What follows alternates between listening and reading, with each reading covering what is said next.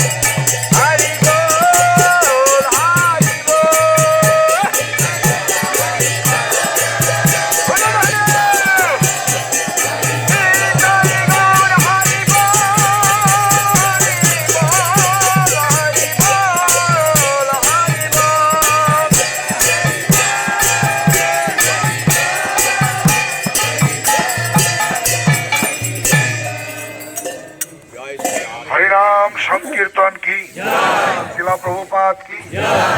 সবাই দুই হাত তুলে বলুন হরে কৃষ্ণ হরে কৃষ্ণ কৃষ্ণ কৃষ্ণ হরে হরে হরে রাম হরে রাম রাম রাম হরে হরে।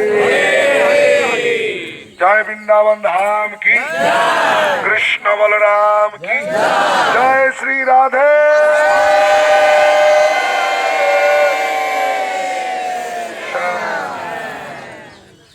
সবাই ভালো আছেন?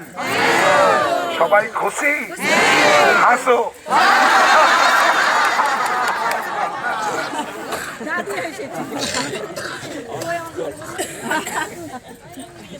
হরে কৃষ্ণ। এই যে প্রভু বুড়োকালে রাসলীলা করার শখ হয়েছে নাকি? হ্যাঁ বুঝো,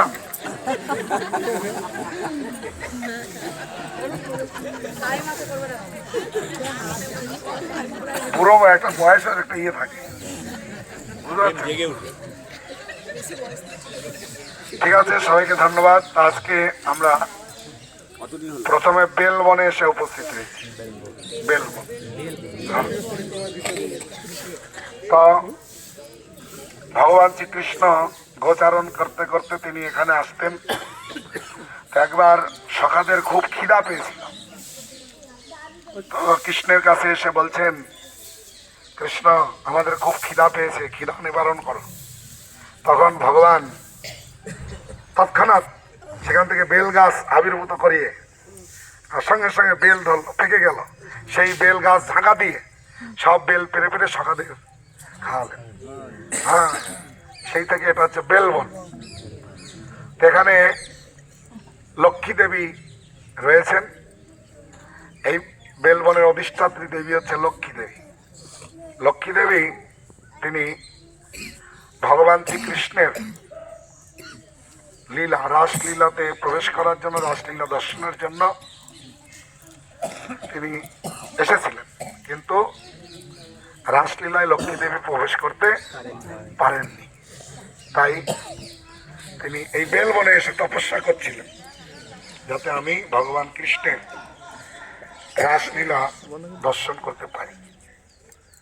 এখানে একটা সুন্দর শিক্ষা আছে যে চৈতন্য মহাপ্রভু যখন তিনি চাতুর্মাস্য ব্রত সন্ন্যাস গ্রহণ করে তিনি দক্ষিণাত্যে ভ্রমণ করেছিলেন। সেই দক্ষিণাত্যে তিনি শ্রীরঙ্গমে গিয়ে 4 মাস ভেঙ্কট ভট্ট গোস্বামীর বাড়িতে অবস্থান করেছিলেন।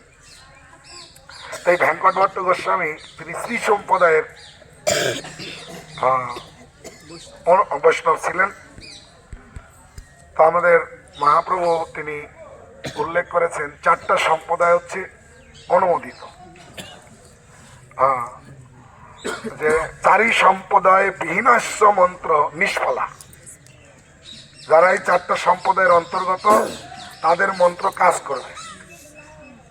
যারা 4টা সম্প্রদায়ের বহির্ভূত সেই মন্ত্র নিষ্ফল, কোনো ফল প্রদান করবে না। সেই চারটা সম্প্রদায় কি?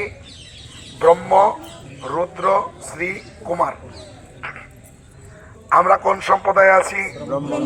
ব্রহ্ম সম্প্রদায়। তো পরবর্তীকালে মহাপ্রভু এই ব্রহ্ম সম্প্রদায়ে তিনি দীক্ষা গ্রহণ করেছিলেন, তাই আমাদের এই সম্প্রদায়ের নাম হচ্ছে ব্রহ্ম মাধ্য গৌরীয় রূপানুগ গৌরীয় সম্প্রদায়। ব্রহ্ম মাধ্য রূপানুগ গৌরীয় সম্প্রদায়। আর এই ভেঙ্কট ভট্ট গোস্বামী হচ্ছে শ্রী সম্প্রদায়ের। তো মহাপ্রভু যখন তিনি শ্রীরঙ্গমে গেলেন, ভেঙ্কট ভট্ট গোস্বামীর বাড়িতে উঠেছিলেন, তো তার সঙ্গে বন্ধুর মতো আচরণ হতো মহাপ্রভু। ভেঙ্কট ভট্ট গোস্বামী বললেন, তুমি তো সন্ন্যাসী, এখন চাতুর্মাস্য ব্রত, এরকম পরিভ্রমণ না করে তুমি 4 মাস আমার বাড়িতে থেকে ভজন সাধন করো। তো মহাপ্রভু সেটা অনুমোদন করেছিলেন, সেখানে 4 মাস ছিলেন। এই ভেঙ্কট ভট্ট গোস্বামীর পুত্র হচ্ছে গোপাল ভট্ট গোস্বামী। হ্যাঁ, তো একবার মহাপ্রভু ভেঙ্কট ভট্ট গোস্বামীকে বলছেন যে তোমার সম্প্রদায়ের চেয়েও ব্রহ্মমাধ্য গৌরীয় ব্রহ্মমাধ্য সম্প্রদায় হচ্ছে শ্রেষ্ঠ। কেন না, দেখো আমাদের ব্রহ্ম সম্প্রদায়ের উপাসক হচ্ছে রাধাকৃষ্ণ, আর তোমাদের শ্রী সম্প্রদায়ের উপাসক হচ্ছে উপাসনা হচ্ছে লক্ষ্মী দেবী। তো আমাদের রাধারানী তিনি রাস নৃত্য করতে করতে কৃষ্ণ গোপীদের পরিত্যাগ করে অন্তর্ধান হয়ে গেলেন। অন্তর্ধান হয়ে তিনি চতুর্ভুজ নারায়ণ রূপে এক জায়গায় দাঁড়িয়ে আছেন। আর এই গোপীগণ তারা কৃষ্ণকে অন্বেষণ করতে করতে এই নারায়ণের কাছে গিয়ে উপস্থিত হল। তো নারায়ণের কাছে গিয়ে প্রার্থনা করলো, হে নারায়ণ, তুমি তো পরমেশ্বর ভগবান, তুমি জানো অন্তর্যামী রূপে আমার কৃষ্ণ কোথায় আছে, তো তুমি একটু বলে দাও আমার কৃষ্ণ কোথায় আছে, কোথায় গেলে আমি আমার কৃষ্ণকে পাবো। তো নারায়ণ ভগবান হলেও আমার রাধারানী কৃষ্ণ ছাড়া নারায়ণের প্রতি আসক্ত নয়। আর তোমার লক্ষ্মী দেবীর পতিকে নারায়ণ, আর সেই লক্ষ্মী দেবী বৈকুণ্ঠ পরিত্যাগ করে, তার পতিকে পরিত্যাগ করে কৃষ্ণের প্রতি আসক্ত হয়ে এই বৃন্দাবনে তিনি রাসলীলায় অংশগ্রহণ করার জন্য তিনি এখনো বেলবনে গিয়ে তপস্যা করছেন। তাহলে যদিও লক্ষ্মী দেবী আর রাধারানী তত্ত্ব অভিন্ন, তথাপিও রসগতভাবে লক্ষ্মী দেবী নারায়ণের পত্নী হচ্ছে কি লক্ষ্মী দেবী।